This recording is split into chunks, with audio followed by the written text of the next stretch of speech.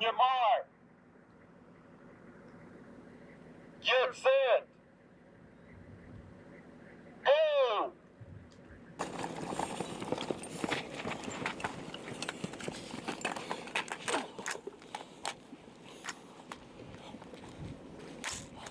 Shooting is mostly mental. You can get the physical aspects down, but when it comes to it, you need to stay out of your head.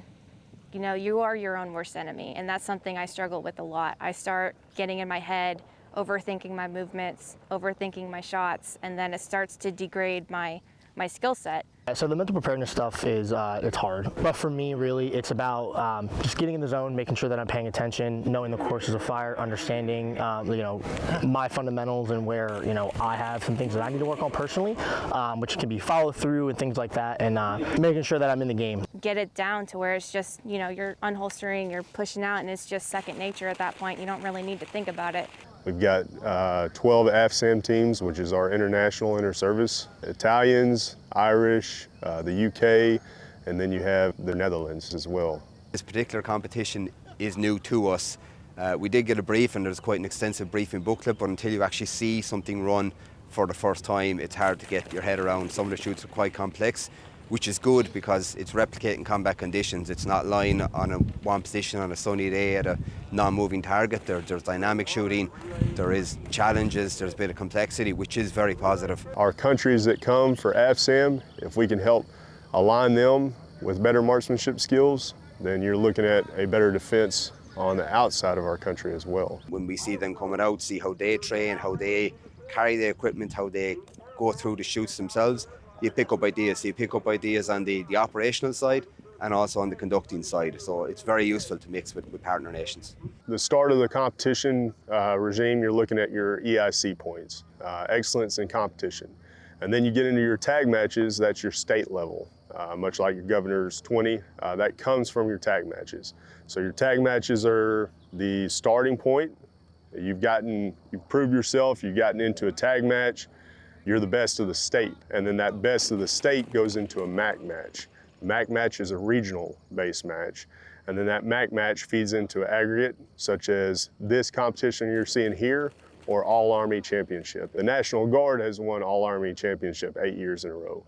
In the past 2 years, I have built a very solid foundation for myself, and led me to becoming the first female in my state to get Governor's 20 in both rifle and pistol.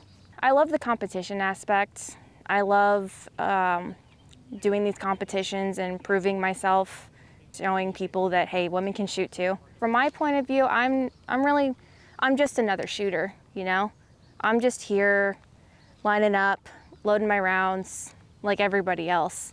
And so the impact of being a female out here with all these other men, it never crossed my mind how big that is, you know. Girls, if you want to shoot, just get out there and do it. Just pick a gun up and go. It's so empowering and it's so fun. I think marksmanship ties into everything that we do on the war front and everything that we do for training and validity. Because if you're not competing against somebody, you're just sitting stagnant.